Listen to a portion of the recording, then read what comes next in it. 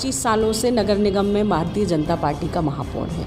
यहाँ विधायक भारतीय जनता पार्टी का, महापौर भारतीय जनता पार्टी का, परिषद उनकी, सांसद उनका, और ये कहते हैं कि सागर एक कस्बा जैसा दिखता है। तो आप ये बताइए कि वो क्रिटिसाइज़ कर रहे हैं या हंसी उड़ा रहे हैं या अपने आप पे उंगली उठा रहे हैं कि अगर सागर कस्बा जैसा है तो किसने बनाया इसको? प्रश्न चिन्ह विधायक पे खड़ा होगा, प्रश्न चिन्ह सांसद पे खड़ा होगा, प्रश्न चिन्ह महापौर पे खड़ा होगा और प्रश्न चिन्ह भारतीय जनता पार्टी के पार्षदों पर खड़ा होगा। कि मेरी परिषद नहीं है तो हमारे पास पैसा नहीं, मेरी सरकार नहीं है तो हमारे पास पैसा नहीं। बताइए, जब मध्य प्रदेश में उपचुनाव हुए तब क्या कोरोना वायरस नहीं था? आज से बहुत बुरी कंडीशन में उस समय कोरोना था। सर्वोपरि है जनता का मत, सर्वोपरि है। तो जनता को अपने मत का उपयोग सही तरीके से करके एक बार बताना होगा कि अगर हम आपको सत्ता पर बिठा सकते हैं तो सत्ता पर उतारने का काम भी हम कर सकते हैं। जिस दिन जनता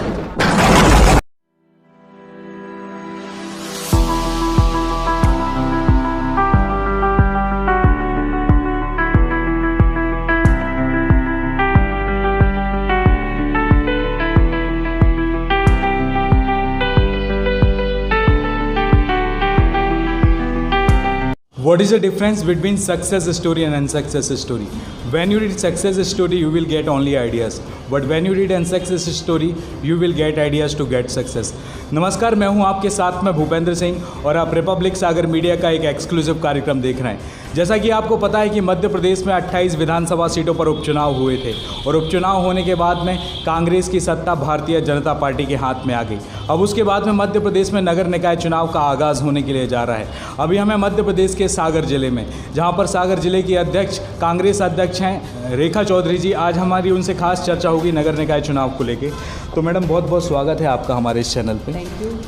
मैम, जिस तरीके से मध्य प्रदेश में नगर निकाय चुनाव का आगाज़ होने के लिए जा रहा है, हो सकता है कि थोड़ा चुनाव और टल सकता है किन्हीं कारणों बस, तो आपको क्या लगता है कि कांग्रेस की रणनीति नगरीय निकाय चुनाव को लेकर क्या रहेगी? देखिए, जहाँ तक कांग्रेस की रणनीति की बात है, नगरीय निकाय चुनावों को लेकर हमारी संगठनात्मक तौर पर पूरी तैयारी है। जो भी काम हम लोगों को संगठन में दिए जाते हैं या चुनाव संबंधी हमको जो भी काम करने होंगे, वो सारे काम हमारे तैयार हैं और हम लोग पूरे अपनी टीम के साथ नगरीय निकाय चुनाव लड़ने के लिए तैयार हैं। मैम, जिस तरीके से नगरीय निकाय चुनाव में अगर हम बात करें भारतीय जनता पार्टी तो अभी सत्ता पार्टी है मध्य प्रदेश में। नगरीय निकाय चुनाव में जो किस एजेंडे पर काम होगा कांग्रेस का, और विकास के क्षेत्र में सागर जिले को किस तरीके से देख रही है कांग्रेस? देखिए, सागर नगर निगम के मामले में अगर मैं आपसे कहूँ तो बहुत बड़ी दुर्गति जो है सागर नगर निगम की हुई है। आप देखिए कि पिछले 25 सालों से नगर निगम में भारतीय जनता पार्टी का महापौर है। यहाँ विधायक भारतीय जनता पार्टी का, महापौर भारतीय जनता पार्टी का, परिषद उनकी, सांसद उनका, और पिछले 15 सालों तक अगर 1.5 साल का माननीय कमलनाथ जी का पीरियड छोड़ दिया जाए तो 15 सालों तक भारतीय जनता पार्टी की सरकार भी मध्य प्रदेश में रही है। अब आप ये बताइए कि भारतीय जनता पार्टी के मंत्री अगर सागर संभागीय मुख्यालय में आकर ये कहते हैं कि सागर एक कस्बा जैसा दिखता है, तो आप ये बताइए कि वो क्रिटिसाइज़ कर रहे हैं या हंसी उड़ा रहे हैं या अपने आप पे उंगली उठा रहे हैं कि अगर सागर कस्बा जैसा है तो किसने बनाया इसको?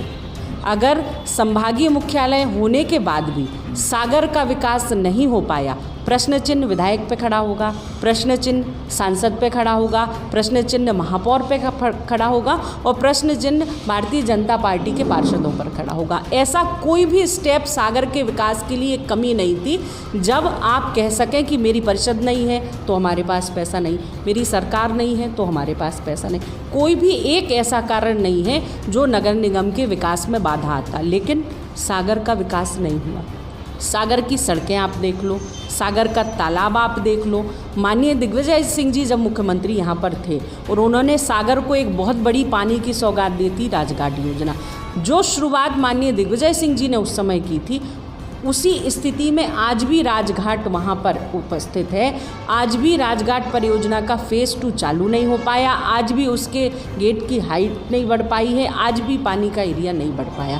अगर वो राजघाट डैम अगर बैठ जाता है, अगर फट जाता है, अगर किन्हीं कारणों से वहाँ से वाटर सप्लाई ख़त्म हो जाती है तो सागर की जनता फिर वैसी ही प्यासी मरने लगेगी जैसे कि राजघाट परियोजना के पहले थी। आप ये देखिए सागर नगर निगम में क्या पार्कों की स्थिति है, नगर निगम के अंतर्गत जो स्कूलें आती हैं उनकी क्या स्थिति है, सफाई की क्या स्थिति है, नाली, सड़क, पानी, कोई भी एक ऐसा इशू आप बता दें जहाँ पर हम कह सकते हैं कि सागर नगर निगम के अनुरूप जो है विकास कर रहा है। मुझे तो कहीं तक दूर दूर तक नहीं दिखता कि सागर कहीं विकास कर रहा है।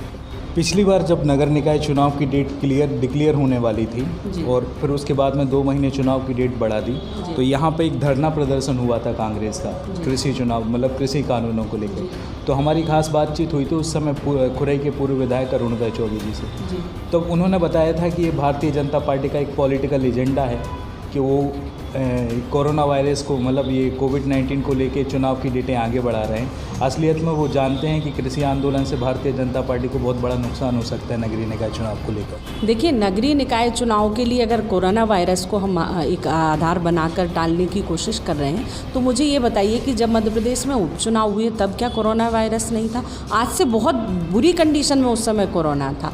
आप उस समय तो आपको कोरोना नहीं लगता है कि उस समय जनता की स्वास्थ्य की आपको ध्यान आती है। जहां आपको लगता है कि आपका लाभ है तो कोरोना ख़त्म हो जाता है। जहां आपको लगता है कि आप विपरीत परिस्थितियों में गिरने वाले हो, जनता आपके फेवर में नहीं है, तो आपको कोरोना अचानक आके खड़ा हो जाता है। जब आज मध्य प्रदेश में नगरीय निकाय चुनाव कराने की आवश्यकता पड़ रही है और डेट्स आ चुकी हैं, सब कुछ है, उसके बाद भी अगर आप कह रहे हो कि नगरीय निकाय चुनाव बढ़ाने की जो मंशा सरकार की दिख रही है, वो स्पष्ट कर रही है कि इस समय माहौल किसानों के कारण, बाकी जनता के कारण, भारतीय जनता पार्टी के अगेंस्ट इस समय पूरा माहौल बना हुआ है। और वो भली बात ही जानते हैं कि अगर आज हमने नगरीय निकाय चुनाव करा लिए तो हमको मुखी खानी पड़ेगी। इन सब चीज़ों से बचने के लिए वो कोरोना का एक वो बना रहे हैं बहाना, और कोरोना की आड़ में वो चुनाव नहीं कराने की रणनीति बना रहे हैं। एक इंदौर हाई कोर्ट में एक पिटीशन मतलब PIL दर्ज की गई थी, जनहित याचिका। जनहित याचिका में हाई कोर्ट ने ये निर्देश दिए थे कि मार्च महीने में आपको नगर चुनाव की डेट डिक्लेयर करनी है।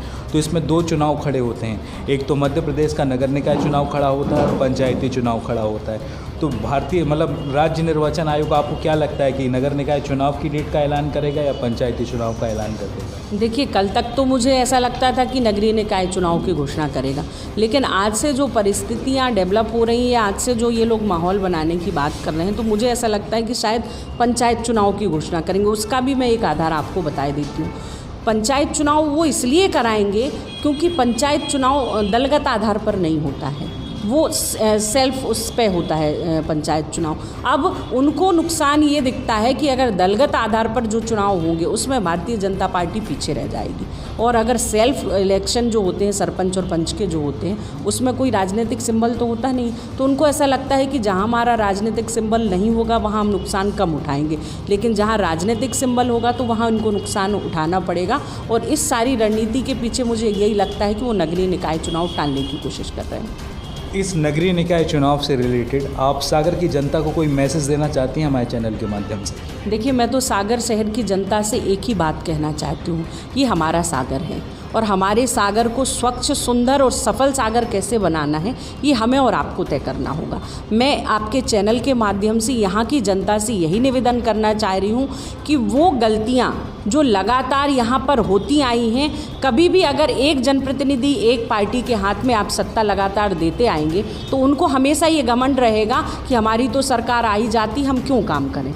एक बार जनता को इस बात का एहसास, चाहे भी कोई भी राजनीतिक दल के व्यक्ति हो, जनता सर्वोपरि है, जनता का मत सर्वोपरि है, तो जनता को अपने मत का उपयोग सही तरीके से करके एक बार बताना होगा कि अगर हम आपको सत्ता पर बिठाल सकते हैं तो सत्ता पर उतारने का काम भी हम कर सकते हैं। जिस दिन जनता ये जवाब दे देगी उस दिन हमारा सागर स्वस्थ सागर, सफल सागर बनने की ओर अग्रसर हो जाएगा। मैडम, बहुत बहुत धन्यवाद हमारे साथ में चैनल के साथ जुड़ने के लिए।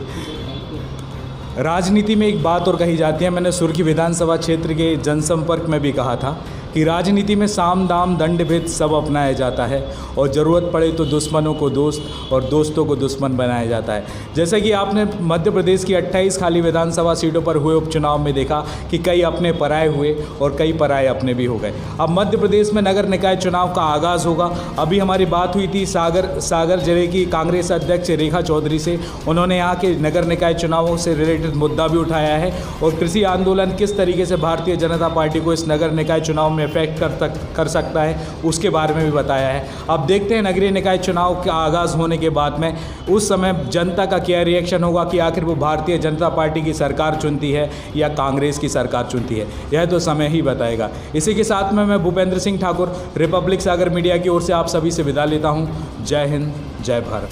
अगर आप ये वीडियो YouTube पर देख रहे हैं तो हमारे चैनल को सब्सक्राइब करें और बेल आइकन को दबाना ना भूलें। अगर आप Facebook पर ये वीडियो देख रहे हैं तो हमारे पेज को लाइक करें। दुनिया के सबसे बड़े और आधुनिक प्लांट में हर बारीक परीक्षण से गुजरकर साइंस, टेक्नोलॉजी एंड डिजाइन के अद्भुत मेल से बना है सोनालिका ट्रैक्टर। एक ऐसा ट्रैक्टर जिसमें है जबरदस्त पावर। सोनालिका ट्रैक्टर्स में है HTM इंजन जो दे ज्यादा माइलेज, ज्यादा पावर और ज्यादा स्पीड। हर किसान की आन बान और शान। तो जीत लीजिए ये दुनिया अपने सच्चे साथी सोनालिका ट्रैक्टर्स के साथ। सबसे कम डीजल, सबसे ज्यादा पावर और सबसे ज्यादा रफ्तार का ही नाम है सोनालिका ट्रैक्टर्स, साथ ही हर जीत का। तो फिर देर किस बात की है, आज ही संपर्क करें साक्षी ट्रैक्टर्स एंड मोटर्स, अधिकृत विक्रेता सोनालिका ट्रैक्टर्स, वीरेंद्र पूनम पटेल, कृषि उपज मंडी के आगे, खुरई रोड, सागर, मध्य प्रदेश।